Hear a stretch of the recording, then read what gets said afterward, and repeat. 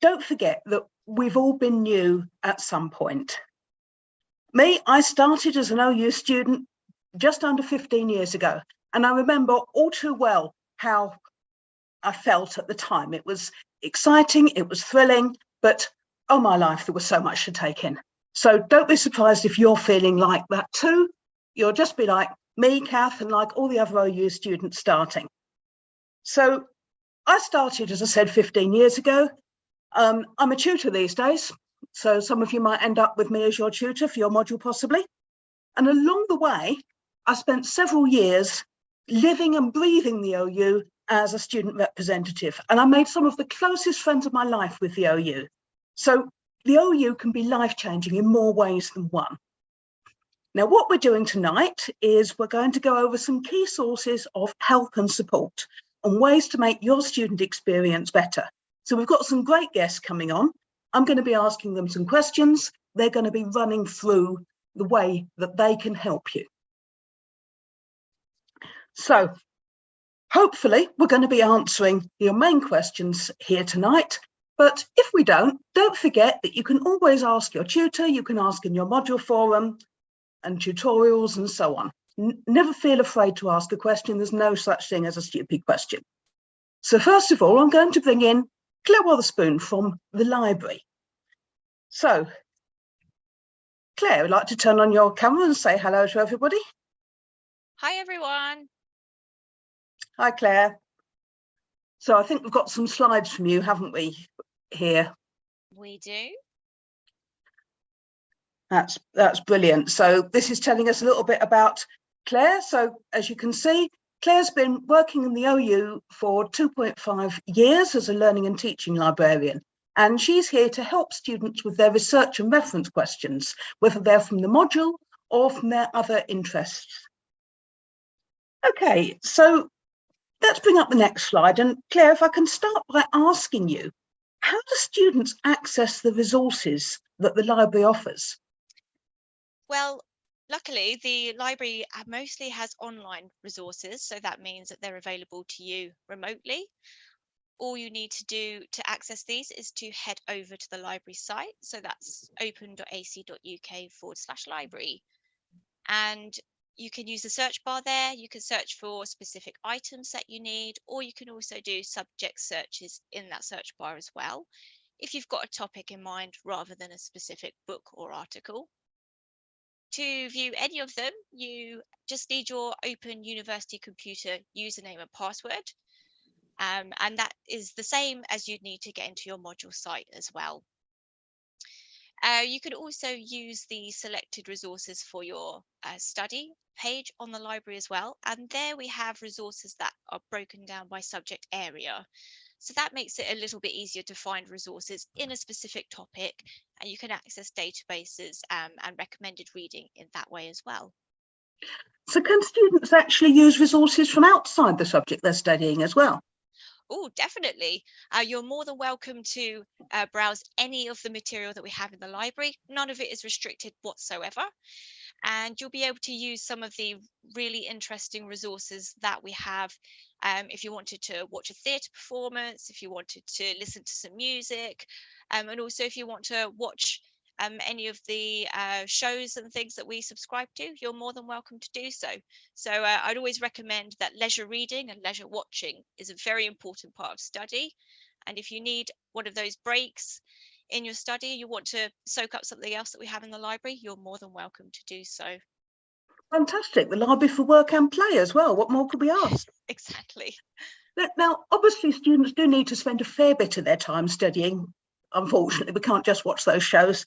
So what are the options for students to find study space near where they actually live? Yeah, so I understand, Milton Keynes isn't very close for everybody. I'm not actually that close to Milton Keynes myself, but there is a library building in Milton Keynes if you are a local, and you're more than welcome to just come in and use the study space that we've got there.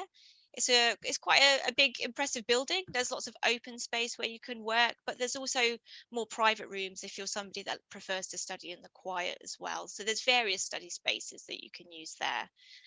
But for those of you that do live a little bit further away from Milton Keynes, I would recommend that you have a look at the Sconnell Access Scheme, which is advertised on the library website. And this is a scheme that the Open University participates in with a lot of other academic libraries. And this is an access scheme, which means that it will give you access to an academic library that's nearer to you. So the Sconnell website actually gives a full list of all the participating libraries. So if you find one that is near to you that you'd like to use, you'll also be able to use their collections if you join up. Then you need to put in an application in order to do so, which the Open University Library will process and send you an email confirmation once your application has been accepted. And you need to take the acceptance letter and sometimes a form of ID to the academic library that you'd like to use, and you can use that for study space. A final option is your local public library as well. So a lot of public libraries do have study spaces that you'll be able to use as a student. Sounds great for getting that real focus in on study. Presumably students can find the application in the library site within the OU site. So yes, exactly. There's a page dedicated to Sconnell on the library website. So if you just type in Sconnell Open University Library into Google, that should find it as well. Fantastic. And obviously you've told us the loads of brilliant resources, but sometimes it can be a bit confusing. So how can students get help from library staff? So this is the most important thing that I try to get across to everybody. You don't just have to interact with us once. This is not the only interaction that you'll have with library staff. So some modules do have built-in library sessions where a librarian will run a workshop or a tutorial for a group of students. But in cases where you'd like to just attend a library workshop, which is separate to your studies, you're welcome to do so. We do run events throughout the year, and these focus on things like researching for assignments, using library search, using databases and referencing. So you're more than welcome to come along to those. No registration is needed, so you just turn up on the night if you'd like to. We run most of the sessions in the evening, and there are a few lunchtime sessions as well. If you find that the times are not suitable for your study, we do record all of the sessions, and there are recordings available on the library website by the events themselves, so you can watch them at a time that's suitable for you. In addition to this, you can get more one-to-one help with library staff, so you can send us an email to lib-help@open.ac.uk. You can also phone us on 01908 659 001, and Open University staff are available Monday to Friday, 9 to 5. We do also have a 24-hour web chat, which is available to you. So again, you can connect to an OU library member of staff Monday to Friday, 9 to 5.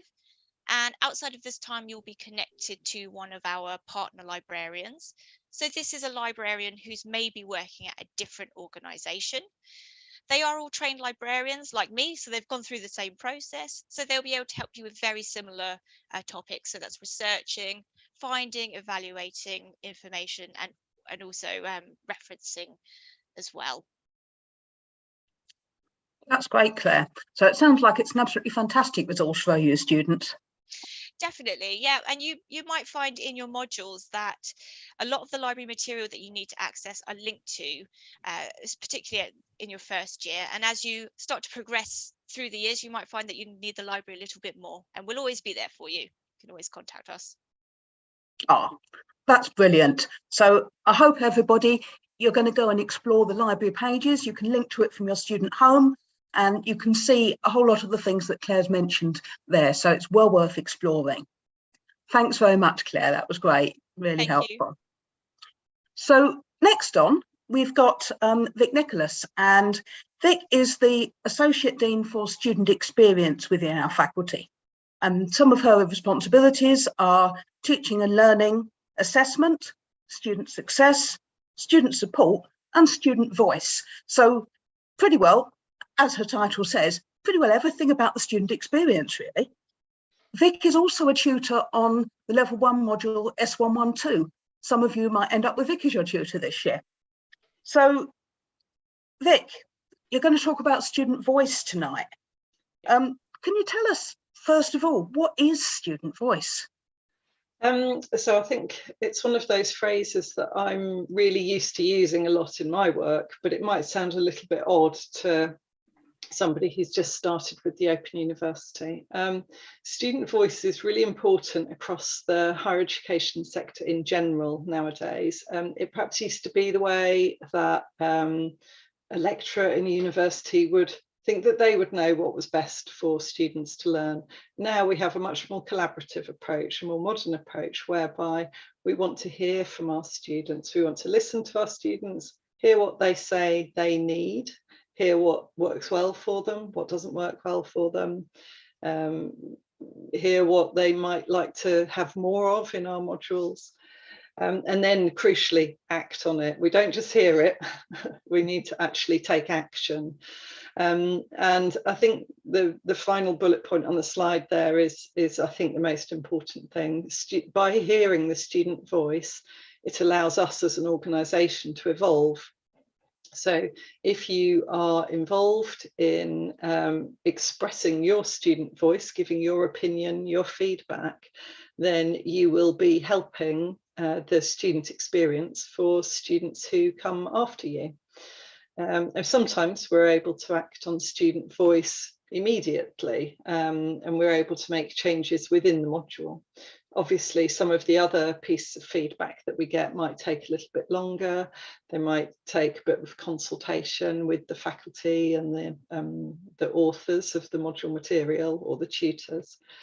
So they take a little longer to implement. But that's student voice in a nutshell. That's great. Thank you, Vic. And I hope that's inspired everyone that they would like to use their student voice, because we all want to make things better, not just for ourselves, but going forward, don't we? Definitely. So now we've told people why student voice is so important. What are the actual opportunities for the student voice to be heard? So they're quite varied, and it's often a little bit difficult to nail down exactly every single instance of where the student voice is expressed and heard and then acted on.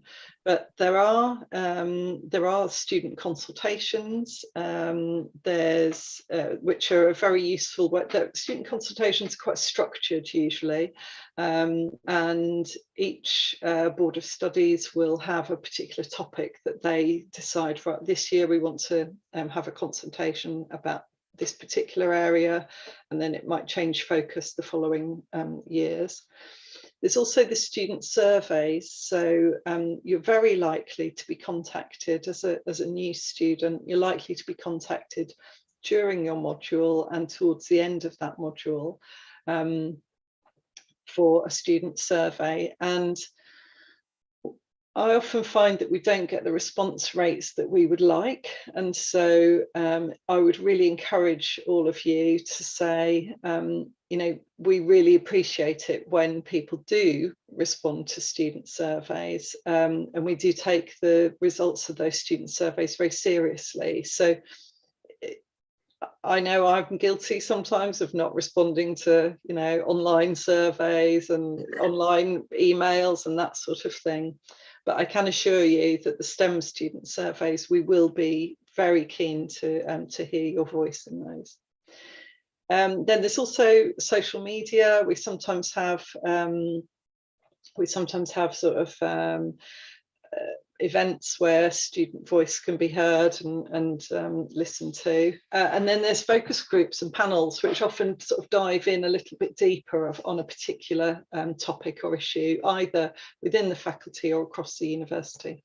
I've put the link in there that just gives a little bit more information about student voice and some of the opportunities that are available to you if you would like to sort of make your views known as well. That's great. So it sounds like there's lots of different ways to get involved, different amounts of time required, and so on.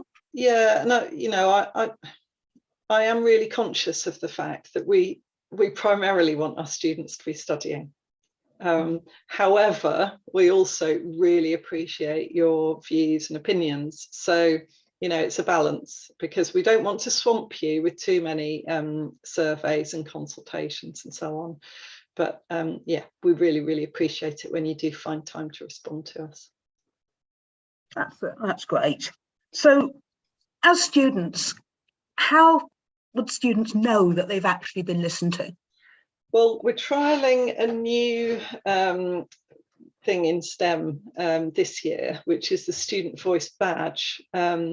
So we're aware that a lot of our modules have had student voice incorporated into them already, but that's invisible to the next cohort of students.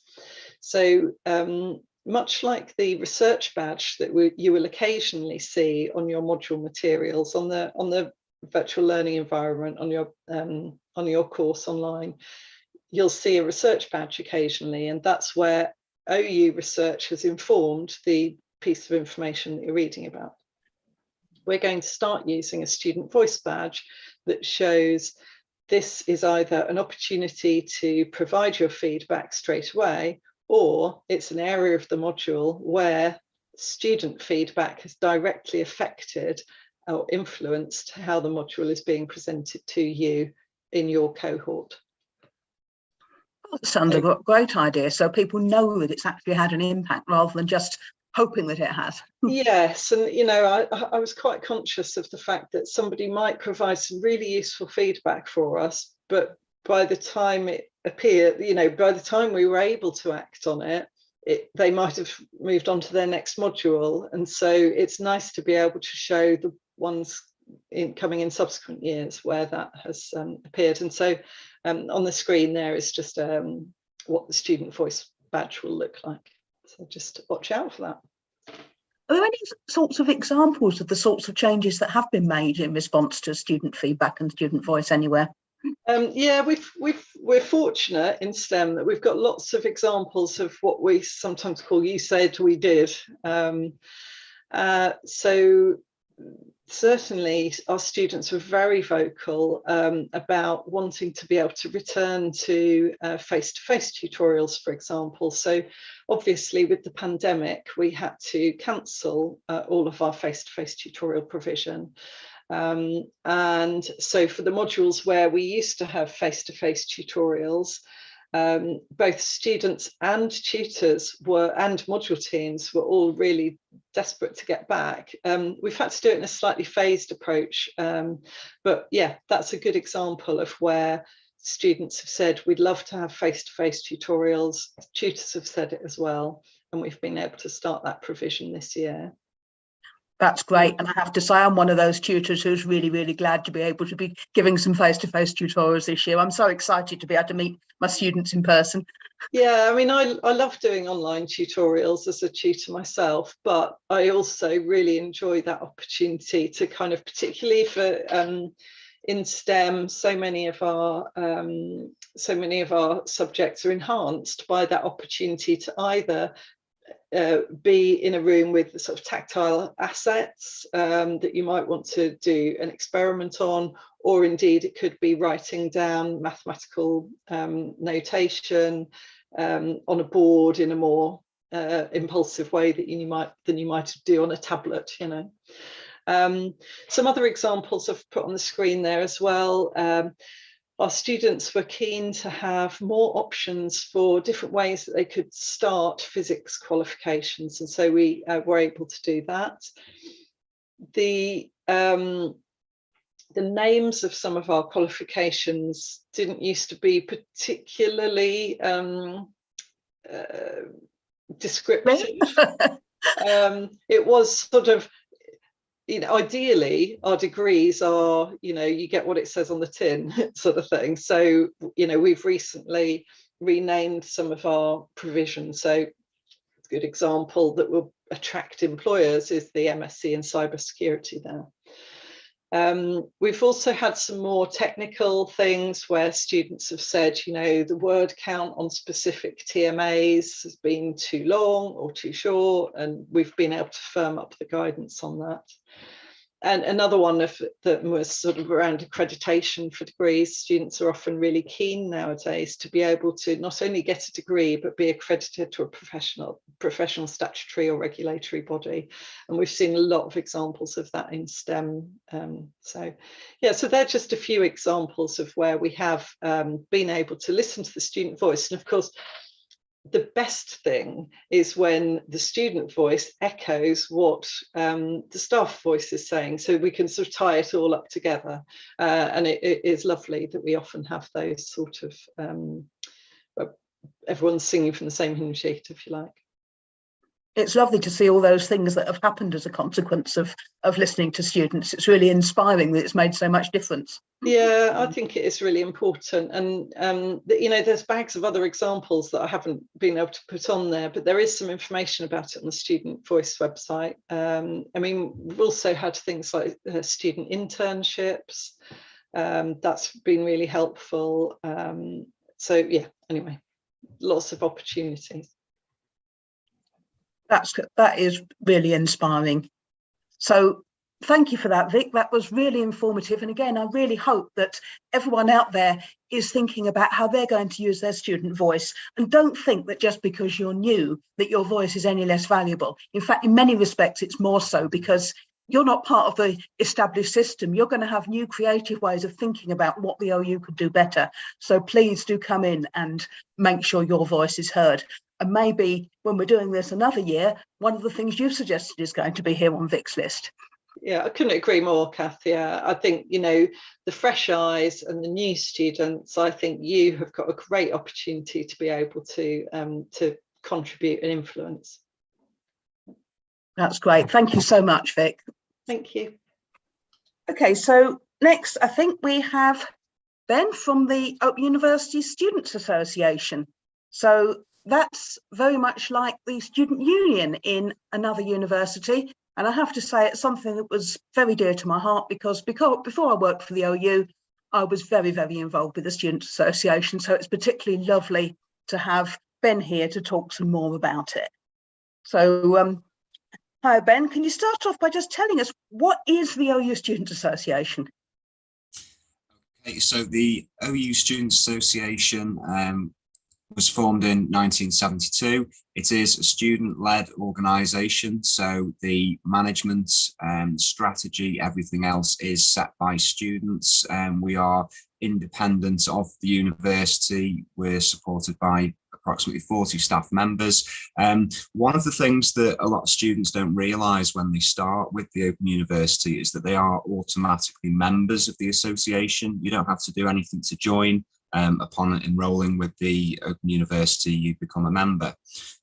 So what we are setting out to do is to make a positive difference for all OU students. And this ties in with what Vic was just saying regarding student voice. So we are effectively collaborating that student voice, and we are the grassroots, the contacts, and then we have direct sources to senior staff within the OU, and we can carry your voice forward to those individuals who can do something with it. We work alongside the Open University, and we're underpinned by an association relationship agreement, so we have a charter effectively between the Open University and the association. That sounds absolutely great. So obviously, the association is very, very embedded with the Open University as the students' representative body. Absolutely. That's great. So next thing to ask is, how can OU students get more involved with the association? Okay, there are lots of different ways to get involved. So I think we jumped a slide there. There we go. So the student leadership team, which I'm part of, I'm a faculty association representative. So we are made up of 19 members, and we are all elected by OU students. So we have elections usually every 2 years, but there are by-elections as well, as and when required. So students can run for a role on the leadership team if they wish to. And the sort of roles are remit specific, such as EDI representatives, faculty specific, like the STEM representative, and then there's region specific roles. So we have representatives for all of the 4 nations, for England, Wales, Northern Ireland, Scotland. We have a president and deputy president who manage all of our positions. We are all volunteers with the exception of the president and the deputy president, and they are actually paid roles. So students can run for any of these roles as they become available, and information about that can be found via the association website. And there are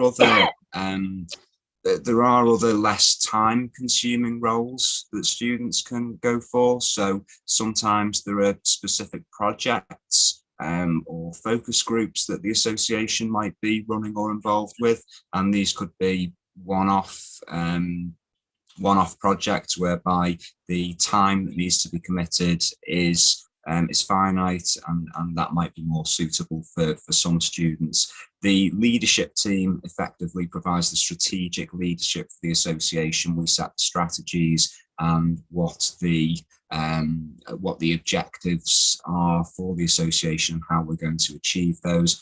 But there are so many ways that you can get involved with the association, and if anyone is interested in getting involved, they can get in touch with their representative. They can get in touch via the website, or there's a slide further on with more information about how to get in touch.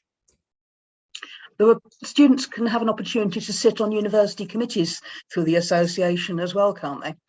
They can. I sit on quite a large number of committees with the Open University, and this is the wonderful thing about the association, is that the leadership team specifically are very much ingrained within the university. So we are sitting on a lot of committees, a lot of panels, and we do have a very close working relationship with the staff of the Open University. We work very closely together, we communicate all the time, and we are working hand in hand to try and improve student experience. That's lovely.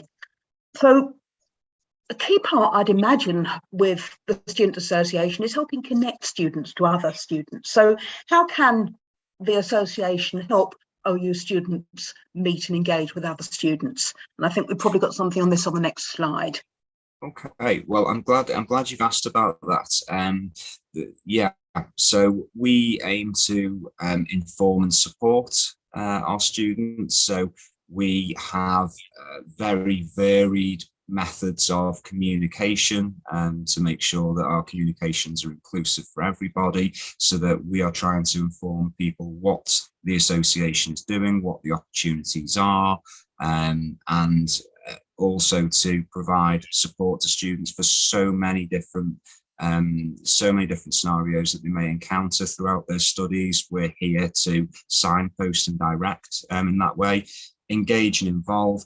One of our key strategies for the next 2 years as an association is to increase student engagement and to get more students involved and to hear more of that student voice that Vic was talking about before. We've got many and varied ways to do that. There's something in the pipeline at the moment. I'm actually the project sponsor for a new student chat platform that we're going to be launching shortly as an association. So that hopefully is going to be a brand new thing that is going to allow students to safely connect with each other in a modern way, and we're going to be able to further push the information and advertisement of things that are going on within the association and the university. So this is a brand new thing that we're doing, and we've got behind. And ultimately, what we're trying to do is influence and transform. So, by communicating with all students, as many students as we can on a regular basis across as many platforms as we can, trying to be inclusive as we can, we will pick up that student voice. We'll pick up all the little issues, the big issues that are important to students, or things that they're experiencing, and we will drive that forward through inclusivity and through engagement and through the work with the Open University to actually make a change. And again, Vic touched on this earlier, there's no good listening to the student voice and to engaging people if nothing happens as a result of it. But we make sure that gets pushed through, it goes to the right people, and we're reporting back regularly we have also just got a new method of reporting, which is going to be available on the Student Association website, so that students can go on and see exactly what we're doing, what we have achieved, and who's doing what and how they can get involved. Oh, that sounds absolutely brilliant. And am I right in thinking that one of the various ways that students can get involved can start with something as low key as attending a local meetup? Absolutely, yeah, absolutely. And we advertise those via our social media channels, via email and many other methods. But yeah, absolutely, yeah, a local meetup is a good way of starting to get involved with the university and the association community. I think you have opportunities for volunteers to help at graduation ceremony stands, don't you? I always think that's really exciting, watching everybody there in all their gowns and hoods and everything. Yeah, we do. There's so many different ways that students can volunteer. Again, these are some of the ways that you can find out about volunteering opportunities, and then some of the things that you can actually get involved with. So yes, there's freshers events and meetings such as this. There is a whole host of clubs and societies, and we can provide information about that. The Hoot is our association magazine, as it were, so it's worth reading that. There's a lot of useful information in there, and signposting. Volunteering I've touched on previously, meetups you mentioned. Student voice has been talked about quite a bit, and then we have a lot of support groups as well, and we get involved with peer mentoring groups. I've been involved with that since 2020 now. So there are just so many ways, but at the end of the day, just get in touch with us and speak to us, engage with the resources that we have here, read the magazine, and yeah, we'd love to see more and more students getting involved and coming to us. And the freshers events are going to be starting, are they this coming week, couple of weeks, something like that? Yes, they were delayed with the sort of recent situation. Yeah, so within the next 2 weeks they'll be starting fully. Yeah, that'll be really exciting for everyone. Lots of events to go to, just as alongside starting their module. That's brilliant. Thank you so much. Thank you so much, Ben. That was really inspiring, and I hope lots of people are going to get involved. And as I said at the start, this really does give the opportunity to make friends, and that's part of the university experience. That's a lovely summary you've got here. So these are the support, are they? These are some of the support services, yes, that we're able to provide. So I mentioned peer support earlier, but we have support for specific groups. So we've got disabled students group. We've got support for mental health. Obviously, we're a massive supporter of Pride. One of the other things that we actually offer now, which is quite new, is individual representation. So if any students should find themselves further down the line in a situation where they feel they would benefit from representation, if they run into any issues, then we can actually offer that now on behalf of individual students. Yeah, so we really do have a massive package of support. You contact your representative for your faculty, or again, get in touch through the university website. I can be contacted by email. The information, if you go to oustudents.com, you can find out about all the individual representatives from the association, exactly what we do in more detail, and there are full contact details on there, and anyone's welcome to contact me at any time. That's lovely. Thank you so much. That was a really thorough description of the association, Ben. I'm sure everyone's found it extremely useful. And look, we've got all our contacts there. There's loads of ways to get in touch. So any social media you're on, you're probably going to be able to find OU students there. And I think a lot of the reps are on Twitter with their individual accounts, aren't they, as well? We are, yes. And there's a few of us mooching about on WhatsApp chats and other bits and pieces as well. So chances are you'll come across one of us somewhere during the course of your studies. They get everywhere, these student reps, don't they? We do. We sneak in everywhere. Well, I'm really glad you sneaked in here tonight. Thank you so much. Okay, so next up then, we're going to be talking about tutor support.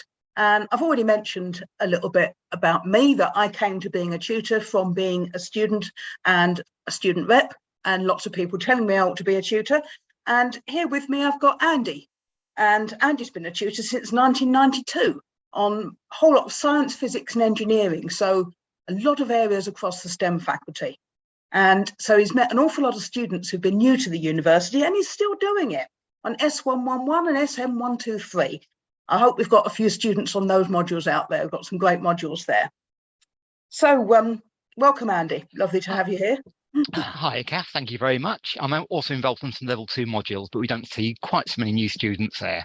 But certainly new students on those 2 modules are very much in my mind this week. Excellent. So we're going to just run over a few bits about how it works with tutors and tutorials. So how would you describe the role of the tutor, Andy? I mean, I think the first point here, the main point of contact for a student is, is primary there. It's the person that you've got the name of, you've got their phone number, they're waiting for your emails, and you can ask them about things to do with the course, things in your life that are getting in the way of the course, and they'll sort of assist you when you need them. They will welcome you in lots of different ways. I'll say a bit more about that in a bit, especially new students. A lot of what they do is about assessing your work. So this is marking assignments and, more importantly, giving you feedback, information, advice, tips that will help you do better in future. Not necessarily what you did wrong on that particular piece of work, but really how you are going to do better on lots of different types of work. They'll give you all kinds of support and advice, because one of the things we know is that life happens. Most of you out there, you've got jobs, you've got families, people to care for, all kinds of things can happen. So as tutors, we can give you lots of support, or we know the right people that we can redirect your queries, or suggest maybe you speak to somebody else like the student support team. So we encourage you to stay in touch and tell us when there are things. Now, we develop your study skills partly through the feedback and assignments, but we'll direct you to relevant websites within the OU and occasionally outside the OU that might give advice about, say, note-taking or time management, or working if you've got a particular need like dyslexia, and there are different ways of setting up your computer to support that. So we can point you in those directions, not just us, other people in university too. And study skills are important, because you'll need those skills again and again. You'll develop writing skills and maybe math skills, referencing skills, experimental skills, etc., all the way through your OU career, rather than just think of it in terms of accumulating knowledge. And we're also going to keep an eye on you. We want everybody to pass, and we want everybody to pass as well as they can. So we'll keep an eye on your assignments, on your other forms of assessment, and your attendance at things, really to make sure that you are confident with going forward at each stage. And then hopefully at the end of each module, we can congratulate you on, good achievement there, strong pass, maybe distinction, depending on what kind of module you're doing. And in sort of level 2 and beyond, there are sort of grades for the modules too. So those are a lot of what we do. Give you an idea about how we support you, we stay in touch with you. That's great, Andy. Thank you for that summary. And I'm just going to add one little thing, just to say that some students sometimes worry that we're like a scary teacher at school. We're not. We're absolutely not. We're working with you. We're a fellow adult professional who's working with you on your side to help you achieve the most. So it's not like we're the scary deputy head and you're year 9 hiding behind the bike shed. That's completely opposite of what we do. I think it's very much the case that we're human. Many of us have been through distance learning as well. We've got a good idea about what you're going through, and the skills to actually be able to talk to you and support you and help you along are just as important as knowing physics and maths and so on, inside out and back to front. Absolutely. Okay, so let's have a look at our next slide then. So we're looking at the start of the module next, I think, aren't we? So what are students going to be getting from their tutor at the start of the module? Okay, well, I know that at the start of the module, you get a lot of emails from the OU and maybe from the faculty, well, STEM, the schools within it, to kind of get you going, bring you to events like this. So it's very easy to, you know, get a bit blasé about emails, but we want you to look out for an introductory email from your tutor. Now, as I sort of say this, we've now put tutors, I think, with just about all students on nearly every module. So you've probably received that already. And that email will normally say a bit about who your tutor is and their background, tell you about best ways to contact them, talk about some of the early things going on, like tutor group forums and tutorials opening up. And that's email is also really important just for you to reply to your tutor, so that a tutor knows that you're out there and you're starting that conversation. And very often the replies to those emails, they've got really good questions in them as well. So take that as an opportunity, not just to say hello to your tutor, but to ask a question, you know, something that's on your mind. Also at the start, you'll see online forums that are open. Now, we use discussion forums a lot, partly to get you talking to each other, partly to get you sort of socializing or helping each other out. And on many modules, we use it for actual learning activities where we want you to work together, maybe design the experiment together or discuss some results. On nearly every module, your tutor group will have its own forum, and your tutor will say hello there and encourage you to say hello and introduce you there. So look out for those forums.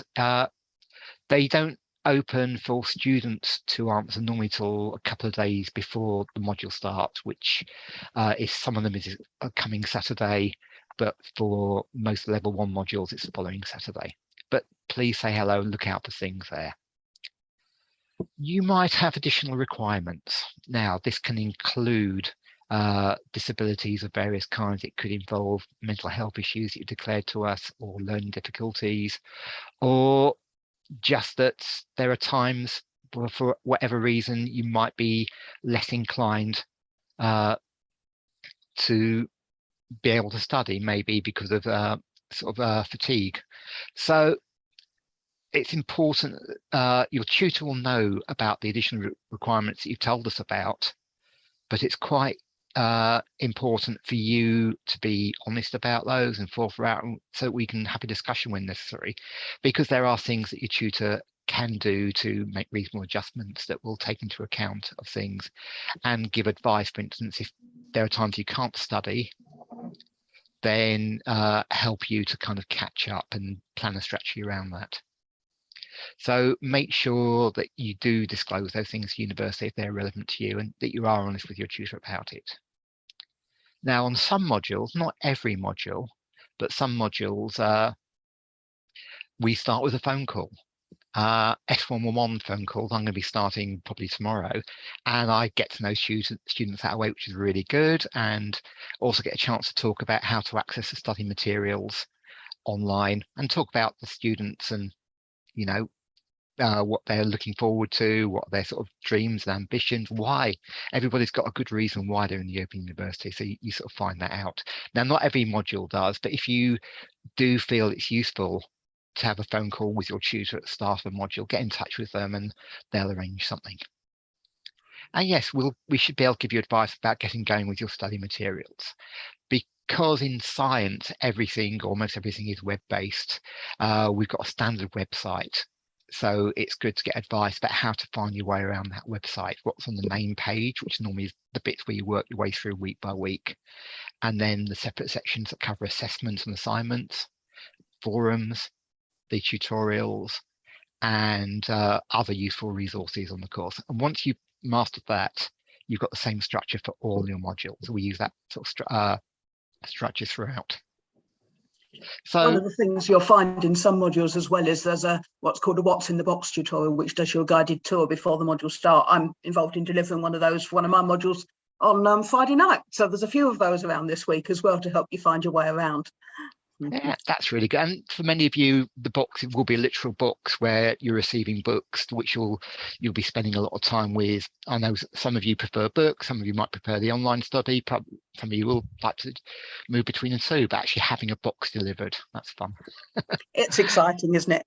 We probably better go on to look at our other two things about a quick overview of how tutorials work and how assessment works. Yeah, I can see time's moving on, so I'm going to speed up a bit. Mm-hmm. We do have face-to-face sessions on some modules, but most of our contact with you through Adobe Connect when we actually run tutorial sessions. And just to give you an idea, screenshot shows we have slides in the middle, we have a chat box going, we can show videos, we can write notes, we can split you into small groups. We use video sometimes, as in video conferencing, but we don't expect students to turn cameras on. We run all kinds of sessions just for the tutor group or for the tutorials. Some are more like lectures than others. Some are more workshops where you are prepared to discuss things or to help you work in groups. And these things can be recorded if you can't attend with them, and they can be booked in advance. So look out for them. They're a great way of meeting up with students and meeting up with tutors. Before we move on, I have to give a bit of admiration for your Velociraptor there. As with all those things, that came from someone else. I think I saw that one on Facebook, but it's the kind of thing that makes people smile. If you can get a few jokes in, it always helps. Definitely. My knitted water molecule was made an appearance in S111. That's a good one, yeah. So finally, we've got a bit about assessment, haven't we? Yes. Most of your assessment will be these things called tutor marked assessments, where you'll set tasks, questions, maybe essays for some areas, less so in science, reports on work you've done like experiments or evidence you've taken part in experiments. You construct them in a file, you upload that file to the tutor. There's a chance to practice that system, and we add that detailed feedback, which I emphasised earlier. This idea of identifying the things that are just most important for you to develop, so that you can improve your performance in the future. Now, there is sort of online assessment as well through various quizzes on some modules, some of which are good practice, some of which actually count towards your marks, and that varies from module to module. But from your tutor point of view, this is the big one. Absolutely. We all know feedback's hugely important, don't we? How else could we improve? Exactly. That's why we often use the phrase feed forward, so you're moving forward with it. Fantastic. Okay, I think that's covered, what I want to say. And welcome, enjoy it, get in touch, stay in touch. Okay. Thank you so much, Andy. Your tutor is your most important resource, you students. Never forget that. Talk to your tutor. Thanks again, Andy. Right. Cheers then. Good night all. Bye-bye. Right. So I'm now going to bring in Liz Shakespeare, who's from another really, really important group of people for students, the student support team. And Liz is a senior manager, and she manages a team of the educational advisors there. And she's worked in a whole lot of different roles within the student support over the years. And so she's a bit of an expert on it. And she's been an OU student too. Loads and loads of us have. So Liz, thanks for coming along. Lovely to have you here. Hi, Kath. Hi, everyone at home. Hello. Yeah. And could you start off just by telling us what support the student support team provides that's different from what we've just been hearing about, but for tutors? Yeah, absolutely. So some of you may have spoken to your student support team already. Some of you, if you're brand new, it might not have come up yet. But basically, our student support team, there's a different one for every faculty. So obviously, you guys are all going to be from the STEM faculty, but some of you might be on open degrees or combined STEM degrees. In those situations, you might go, and be looked after by another team. So we have the STEM student support team, which is largely based in Manchester, although a lot of us are kind of working from home. We do kind of hybrid working. But yeah, basically, we're made up of a team who basically provide advice and guidance. So essentially, the first time you maybe get in touch with us, you kind of get through to our frontline service, our general inquiries service, who will then triage the queries to the most appropriate team. So within the student support team, we have senior advisors who provide advice, and then we have educational advisors who provide guidance. Now, the difference between those two things, I mean, with a lot of these things, there is a few grey areas here and there, but largely I would say it comes down to kind of complexity and maybe, additional factors which might require, where a student might require guidance instead of advice. So advice we tend to think of in terms of, you know, looking at your options in terms of your qualifications. So it's kind of, you know, talking through if you've got questions about what modules to study next, or raising to us, you know, personal circumstances. You might come through for a chat if something's impacting your studies. So that would generally probably go through to one of our senior advisors for some advice, or in situations where there's perhaps a little bit more complexity. So if a student maybe has quite specific needs, or they've got quite sensitive personal circumstances, or even if they're just kind of struggling to make a decision, our educational advisors tend to be there in terms of guidance. They kind of use a few different tactics kind of to help students reflect, and kind of come through decisions and help, you know, guide them towards what's the most appropriate path for them. So what I would say is, we're not here to tell you what to do. That's not our job. We're very much here to kind of help students realize what's best for them. And I always think it's, you know, it's a bit almost like Google Maps, really, where sometimes you can think, here's my qualification, I'm going to go through, this is the plan, you know, I'm going to study full-time, I'm going to study part-time, this is how it's going to go, and this is when I'm going to be finished. And as we all know, with using something like Google Maps, sometimes your road's closed, sometimes there's a blockage, you know, you never know what's going to happen next. So at that point, you would maybe get in touch with us to have a chat about things and kind of work out what the best detour is to still get to your goals. I would say as well is, you know, it's not unusual for students to start with one plan in mind about what they'd like to do, and then maybe partway through think, actually, and I think a really good example is this for, you know, any students who are doing something like S111, where you're doing a little bit of all types of different science. It's not unusual for students to think, I thought I really liked biology, but actually I think I really love physics, or I think I really love chemistry. And, you know, talking through those qualification options is sort of what we're here for. So I'd also touched on, you know, personal circumstances. I'd say that's a really huge part of the conversations that we have with students every day. So I think sometimes students can think, you know, I've started this module, something's gone wrong, and there's probably not any options, so I'll just kind of put my head in the sand and get on with it. And something that we hear a lot, you know, when we do have these conversations with students, is they'll come through to us and say, oh gosh, I never actually knew that I had these options, and it's really good to have someone to talk to, and I never really knew about the student support team, but actually, you know, this could have been really helpful, you know, in the past, having those discussions. So yeah, I would say it's a bit different to kind of some of the kind of tutor stuff that Andy was talking about, which tends to be more the academic side of things and kind of, you know, help with the modules themselves. We probably are a little bit more clued up on things like the financial implications if you need to defer, or if you need to apply for a postponement or special circumstances, kind of navigating those policies to support you working through them, really. But it sounds like you're absolutely vital to the student journey, aren't you, really? Well, if you say so, Kath. So how do students get in touch with you? So we've got a variety of ways that students can contact us. If you go onto your student homepage, that's probably your best route through to us. So on there, there's literally a little box. If you have a look on your student homepage, there's a bit that actually has a link to your student support team. So it's in the same place for every student, but haven't provided a link because it's literally straight there in front of you. And as I was saying before, you know, as long as you're on a STEM module, that will take you through to the STEM support team. But if you were to move to another area, then that updates depending on the module that you're on.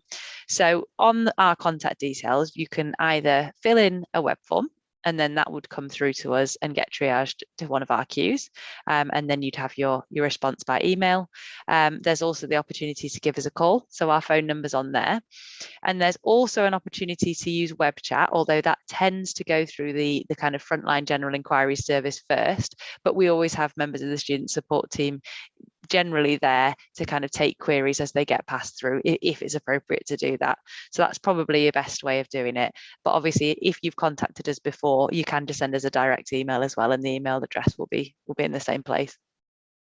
That's lovely. Thank you so much, Liz. And I hope everyone's getting a sense of all these helpful people out there who really, really want you to succeed. and who can help you navigate when circumstances change, because that's normal for OU students, that circumstances change, isn't it?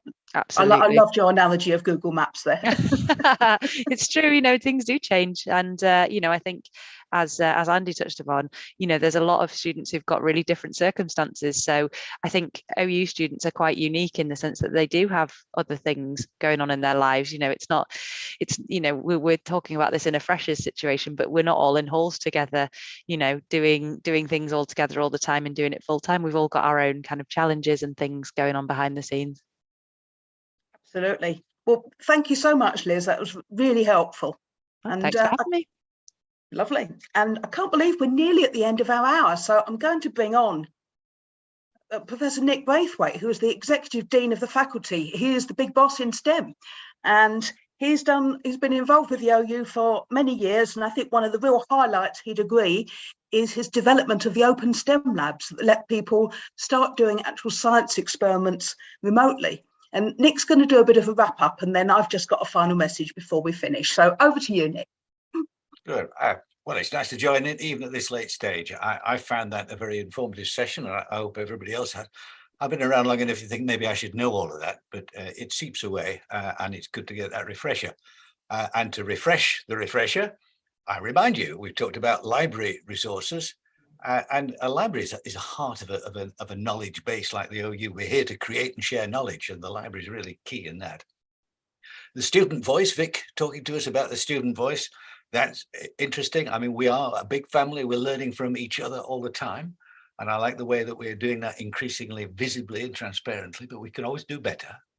The Students Association, fabulous organization. I think we have a terrific advantage compared with many universities in this country, that our students have a life experience and a maturity that really makes their contributions to what we do so much richer. And so we have a great relationship, I think. And again, I could improve it. And we are working hard, particularly in a new area, which I'm also interested in, sustainability. And we're trying to bring that a joint student partnership together to look at the sustainability of the approach that we have to teaching and learning. The tutor support stuff, you saw a couple of professionals there just making it look easy, but that's what they do. They're really good at getting the information across in an informative way, and they know the ropes, they know the tools, they know where to draw on special resources and so on. Absolutely great first point of contact. And then the student support team in another layer around that, who know the university inside out and know the student challenges in the journey, that roadmap that we just talked about. A really nice piece. Look, at the end of this, we will send you an email to get some feedback, but it comes with a downloadable page which will have links on it. And from those links, you can go to some of the resources that have been shared tonight.